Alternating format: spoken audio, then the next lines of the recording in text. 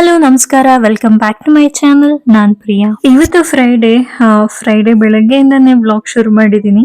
ಇವತ್ತು ನಾರ್ಮಲಿ ನನ್ನ office day ಇರುತ್ತೆ. ಬೆಳಗ್ಗೆನೆ ಎದ್ದು ಒಂದು ಒಳ್ಳೆ ಹರ್ಬಲ್ ಟೀ ಮಾಡ್ಕೋತಾ ಇದ್ದೀನಿ. ಇತ್ತೀಚೆಗೆ ಆಸ್ ಐ ಮೆನ್ಷನ್ ಅರ್ಲಿಯರ್, ನಾ ಹಿಂದಿನ ವಿಡಿಯೋದಲ್ಲಿ ಹೇಳ್ದಂಗೆ ನಾನು ಡೈಲಿ ನಾರ್ಮಲ್ ಟೀ ಕುಡಿಯೋಲ್ಲ. ಈ ತರ ಹರ್ಬಲ್ ಟೀಸ್ ಮಾಡ್ಕೋತೀವಿ.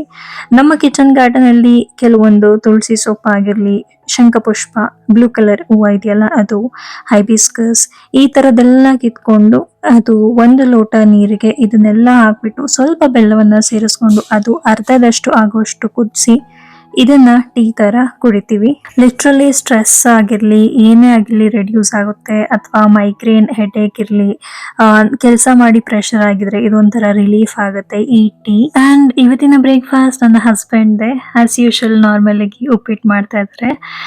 ಏನ್ ಬರುತ್ತೋ ಅದನ್ನ ಮಾಡ್ಕೊಡ್ತಾರೆ ಕ್ವಿಕ್ ಆಗಿ ನನ್ನ ಆಫೀಸ್ ದಿನದಲ್ಲಿ. ನಾನು ಮುಂಚೆನೆ ಹೇಳ್ದಂಗೆ ನನ್ನ ಆಫೀಸ್ ದಿನಗಳಲ್ಲಿ ನನ್ನ ಹಸ್ಬೆಂಡೇ ಕುಕ್ ಮಾಡೋದು.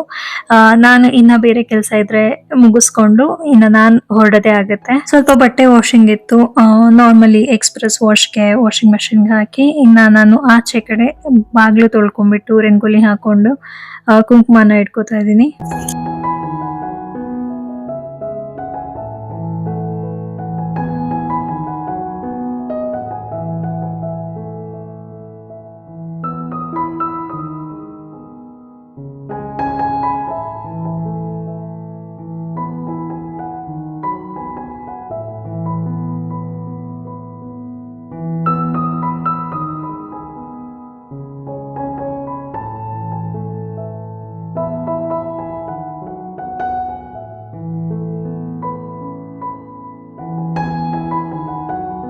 ಇದೆಲ್ಲ ಆಗೋ ಅಷ್ಟರಲ್ಲಿ ಬಟ್ಟೆನೂ ವಾಶ್ ಆಗಿತ್ತು.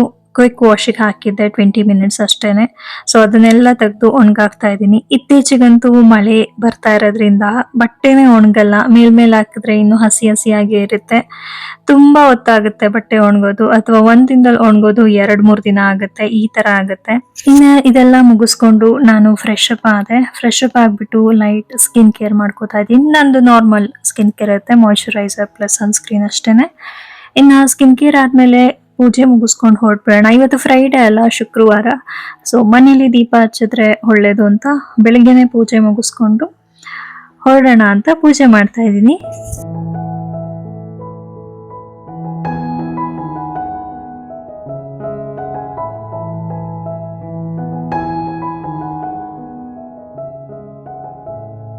ಅಷ್ಟೊತ್ತಿಗೆ ತಿಂಡಿಗೆ ಉಪ್ಪಿಟ್ಟು ಕೂಡ ರೆಡಿ ಆಗಿತ್ತು. ಆಕ್ಚುಲಿ ನನಗೆ ತುಂಬಾ ಇಷ್ಟ ಉಪ್ಪಿಟ್ಟು. ಇದನ್ನ ಉಂಡೆ ಉಂಡೆ ಮಾಡ್ಕೊಂಡು ಕೂಡ ತಿಂತೀನಿ. ಚಿಕ್ಕ ವಯಸ್ಸಿಂದ ಅಭ್ಯಾಸ ಇದು. ಅಂಡ್ ಈ ತರ ಉಪ್ಪಿಟ್ಟು ಮಾಡಿದಿನ ಅಮ್ಮಗೆ ಗೊತ್ತಾಗ್ಬಿಡುತ್ತೆ. ಹೇಗ್ ಗೊತ್ತಾಗುತ್ತೋ ಗೊತ್ತಿಲ್ಲ, ಸ್ಮೆಲ್ ಗೊತ್ತಾಗುತ್ತೆ ಬಂದ್ಬಿಡ್ತಾಳೆ ಬೇಕಂತ. ಸೊ ಹಾಗಾಗಿ ನಮ್ಮ ಮುಂದೆನೆ ಬಟ್ಲು ಇಟ್ಬಿಟ್ಟು ನಾವು ತಿನ್ಬೇಕಾದ್ರೆ ಒಂದೊಂದ್ ಗುಕ್ನ ಹಾಕ್ಬಿಟ್ಟು ತಿನ್ಸಿದಾಯ್ತು. ಜಾಸ್ತಿ ಹಾಕಲ್ಲ, ಬಿಕಾಸ್ ಅವಳಿಗೂ ಗ್ಯಾಸ್ಟ್ರಿಕ್ ಆಗುತ್ತೆ. ಹಾಗಾಗಿ ತಿಂಡಿ ಎಲ್ಲ ಮುಗಿಸ್ಕೊಂಡು ಆಫೀಸ್ಗೆ ಹೋದೆ. ಆಫೀಸ್ ಮುಗಿಸ್ಕೊಂಡು ಅಪ್ರಾಕ್ಸಿಮೇಟ್ಲಿ 5 ಗಂಟೆಗೆ ಬಂದೆ ಅನ್ಸುತ್ತೆ ಆಫೀಸಿಂದ. ಇವತ್ತು ಬೇಗ ಹೋಗಿದ್ದೆ. ಇನ್ನ ಮನೆಗೆ ಬಂದು ಒಂದ್ ಒಳ್ಳೆ ಪುಳಿಯೋಗರೆ ಗುಜ್ಜನ್ನ ರೆಡಿ ಮಾಡ್ಕೊಳ್ಳೋಣ. ಎಮರ್ಜೆನ್ಸಿ ಸಿಚುಯೇಷನ್ ಅಲ್ಲಿ ಯಾವಾಗಾದ್ರೂ ಬೆಳಿಗ್ಗೆ ಟೈಮ್ ಆಫೀಸ್ ಹೊಡ್ಬೇಕಾದ್ರೆ ಹೆಲ್ಪ್ ಆಗುತ್ತೆ ಅಂತ. ಸೊ ನಾನಿಲ್ಲಿ ರೆಡಿ ಮಾಡ್ಕೋತಾ ಇದ್ದೀನಿ. ಇದಕ್ಕೆ ಒಂದು ದೊಡ್ಡ ನಿಂಬೆಹಣ್ಣು ಗಾತ್ರದ ಹುಣಸೆ ಹಣ್ಣು ತಗೊಂಡಿದ್ದೀನಿ. 15-20 ಬ್ಯಾಡಗಿ ಮೆಣಸಿನ್ಕಾಯಿ, ಸ್ವಲ್ಪ ಬೆಲ್ಲ, ಹಾಗೆ ಒಗ್ಗರಣೆಗೆ ಕಡಲೆ ಬೀಜ, ಕಡಲೆಬೇಳೆ, ಉದ್ದಿನ ಬೇಳೆ, ಹಾಗೆ ಸಾಸಿವೆ ತಗೊಂಡಿದ್ದೀನಿ.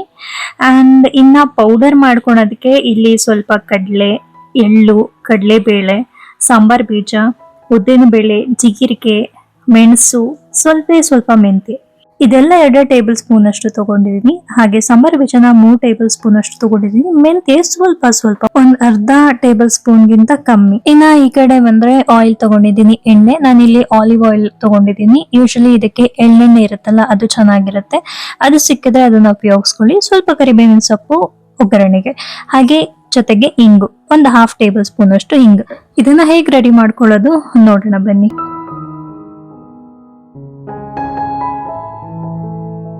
ಮೊದಲಿಗೆ ನಾನು ಮೆಂತೆ ಕಾಳನ್ನ ಫ್ರೈ ಮಾಡ್ಕೋತಾ ಇದ್ದೀನಿ. ನಂತರ ಕಡಲೆಬೇಳೆ ಹಾಗೆ ಉದ್ದಿನ ಬೇಳೆ ಜೊತೆಗೆ ಫ್ರೈ ಮಾಡ್ಕೋತಾ ಇದ್ದೀನಿ. ಇದನ್ನ ಎಲ್ಲಾ ಒಟ್ಟಿಗೆ ಸೇರಿಸ್ಕೋಬಹುದು, ಅಥವಾ ಒಂದೊಂದನ್ನೇ ಸೆಪರೇಟ್ ಆಗಿ ಫ್ರೈ ಮಾಡ್ಕೊಂಡಿದ್ರೆ ಮಾಡ್ಕೋಬಹುದು. ನಾನು ಎಲ್ಲಾ ಒಟ್ಟಿಗೆ ಸೇರಿಸ್ಕೋತಾ ಇಲ್ಲ, ಒಂದ್ ಅರ್ಧ ಬ್ಯಾಚ್ ಬೈ ಬ್ಯಾಚ್ ನ ಸೇರಿಸ್ಕೊಂಡು ಫ್ರೈ ಮಾಡ್ಕೋತಾ ಇದ್ದೀನಿ ಇಲ್ಲಿ.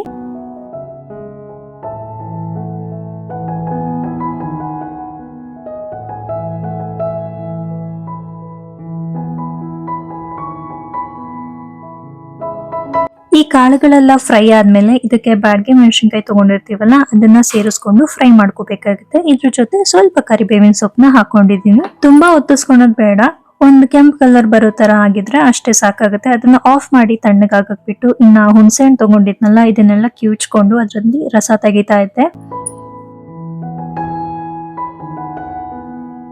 ಅಷ್ಟರಲ್ಲಿ ತಣ್ಣಗಾಗಕ್ಕೆ ಇಟ್ಟಿದ್ವಲ್ಲ ಅದನ್ನು ತಣ್ಣಗಾಗಿತ್ತು. ಸೊ ಅದನ್ನ ಮಿಕ್ಸಿಗೆ ಹಾಕಿ ಗ್ರೈಂಡ್ ಮಾಡ್ಕೋತಿದ್ದೆ. ಫಸ್ಟ್ ಕಾಳುಗಳನ್ನ ಹಾಕಿ ಗ್ರೈಂಡ್ ಮಾಡ್ಕೋತೀನಿ, ಬಿಕಾಸ್ ಇದ್ರ ಜೊತೆ ಮೆಣಸಿನ್ಕಾಯಿ ಹಾಕಿದ್ರೆ ಗ್ರೈಂಡ್ ಆಗಲ್ಲ ಸರಿಯಾಗಿ. ಸೊ ಅದು ಪೌಡರ್ ಆದ್ಮೇಲೆ ಇದ್ರ ಜೊತೆ ಮೆಣಸಿನ್ಕಾಯಿ ಹಾಕ್ಬಿಟ್ಟು ಎರಡನೇ ಸಲ ಗ್ರೈಂಡ್ ಮಾಡ್ಕೋತೀನಿ. ತರಿಯಾಗಿ ಬೇಡ, ಕಂಪ್ಲೀಟ್ ಪೌಡರ್ ತರ ಆದ್ರೇನೆ ಒಳ್ಳೇದಿದು. ಇನ್ನೊಂದ್ ಕಡೆ ನಾನೇನು ಹುಣಸೆ ರಸನ ಎತ್ತಿಟ್ಕೊಂಡಿದ್ನಲ್ಲ ಅದನ್ನ ಸೇರಿಸ್ಕೊಂಡಿದ್ದಾಯ್ತು. ಹಾಗೆ ಇದು ಒಂದು ಕುದಿ ಬರ್ಬೇಕಾಗತ್ತೆ, ಅಲ್ಲಿವರೆಗೂ ಕುದಿಸ್ಕೊಂಡು ನಂತರ ಇದಕ್ಕೆ ನಾವೇನ್ ಪೌಡರ್ ಮಾಡ್ಕೊಂಡಿದ್ವಲ್ಲ ಅದನ್ನ ಸೇರಿಸ್ಕೋಬೇಕಾಗತ್ತೆ. ಇದು ಸೇರಿಸ್ಕೋತಾ ಗಟ್ಟಿ ಆಗ್ತಾ ಇರುತ್ತೆ, ನೋಡ್ಕೊಂಡು ಸೇರಿಸ್ಕೋಬೇಕಾಗತ್ತೆ. ಈ ಹಂತದಲ್ಲಿ ನಾವೇನ್ ತಗೊಂಡಿದ್ವಿ 2-3 ಟೇಬಲ್ ಸ್ಪೂನ್ ಆಫ್ ಬೆಲ್ಲ, ಇದನ್ನ ಸೇರಿಸ್ಕೊಂಡಿದ್ದಾಯ್ತು. ನಂತರ ಇದಕ್ಕೆ ಎಣ್ಣೆ ತಗೊಂಡಿದ್ನಲ್ಲ 1 ಕಪ್ ಅಷ್ಟು ಅದನ್ನ ಸೇರಿಸ್ಕೊಂಡೆ. ನಾನು ಹೇಳ್ದಂಗೆ ಇದಕ್ಕೆ ಎಳ್ಳೆಣ್ಣೆ ಕೂಡ ಸೇರಿಸ್ಕೋಬಹುದು. ಈ ಹಂತದಲ್ಲಿ ಹಾಗೆ ನಿಧಾನಕ್ಕೆ ಒತ್ತದಿರೋ ತರ, ತಳ ಒತ್ತದಿರೋ ತರ ಇದನ್ನ ತಿರುಕೋಬೇಕಾಗುತ್ತೆ. ಈಗ ಇದಕ್ಕೆ ರುಚಿಗೆ ತಕ್ಕಷ್ಟು ಉಪ್ಪು ಹಾಕಿ ಇದನ್ನ ಕುದಿಸ್ಕೊಂಡ್ರೆ ನಮ್ಮ ಪುಳಿಯೋಗರೆ ಗೊಜ್ಜು ರೆಡಿ ಆಗಿರುತ್ತೆ. ಈ ಹಂತದಲ್ಲಿ ಇದನ್ನ ನಾವು ಸ್ಟೋರ್ ಮಾಡಿಟ್ಕೋಬಹುದು, ಹಾಗೆ ಒಗ್ಗರಣೆ ಕೂಡ ಹಾಕೋಬಹುದು. ನಾನು ಇದನ್ನ ಸ್ಟೋರ್ ಮಾಡಿಟ್ಕೋತಾ ಇದ್ದೀನಿ. ಇನ್ನ ಸ್ವಲ್ಪ ನಾನು ಒಗ್ಗರಣೆ ಹಾಕೊಂಡು ರೆಡಿ ಮಾಡಿಟ್ಕೋತಾ ಇದ್ದೀನಿ. ಒಗ್ಗರಣೆಗೆ ಆಗ್ಲೇ ತೋರಿಸ್ದಂಗೆ ಎಣ್ಣೆ, ಸಾಸಿವೆ, ಕಡಲೆಬೇಳೆ, ಉದ್ದಿನ ಬೇಳೆ, ಹಾಗೆ ಸ್ವಲ್ಪ ಮೆಣಸಿನಕಾಯಿ, ಕರ್ಬೇವಿನ ಸೊಪ್ಪು ಹಾಕದಿದ್ರೆ ಹಾಕ್ಬೋದು. ಜೊತೆಗೆ ಕಡಲೆ ಬೀಜ ಇಷ್ಟನ್ನು ಫ್ರೈ ಮಾಡಿಟ್ಕೊಂಡು ನಾವು ಏನು ಆ ಮಿಕ್ಸ್ಚರ್ ಮಾಡಿದ್ವಲ್ಲ ಪುಳಿಯೋಗರೆ ಗೊಜ್ಜು ಅದಕ್ಕೆ ಸೇರಿಸ್ಕೋಬೇಕಾಗತ್ತೆ. ನಾನು ಆಗ್ಲೇ ಹಿಂಗ್ ಹಾಕದ್ ತೋರಿಸಿಲ್ಲ ಅನ್ಕೋತೀನಿ. ನಾವು ಏನು ಬೆಲ್ಲವನ್ನ ಹಾಕ್ತಿವಿ ಆ ಹಂತದಲ್ಲೇ ಅರ್ಧ ಟೇಬಲ್ ಸ್ಪೂನ್ ಅಷ್ಟು ಹಿಂಗ್ ಹಾಕಿ ಅದನ್ನ ಕುದಿಸ್ಕೊಂಡ್ರೆ ಆಯ್ತು. ಈಗ ನಾನು ಒಗ್ಗರಣೆ ಹಾಕೊಂಡೆ, ನೋಡಿ ಎಷ್ಟು ಚೆನ್ನಾಗಿ ರೆಡಿ ಆಗಿದೆ ಪುಳಿಯೋಗರೆ ಗೊಜ್ಜು.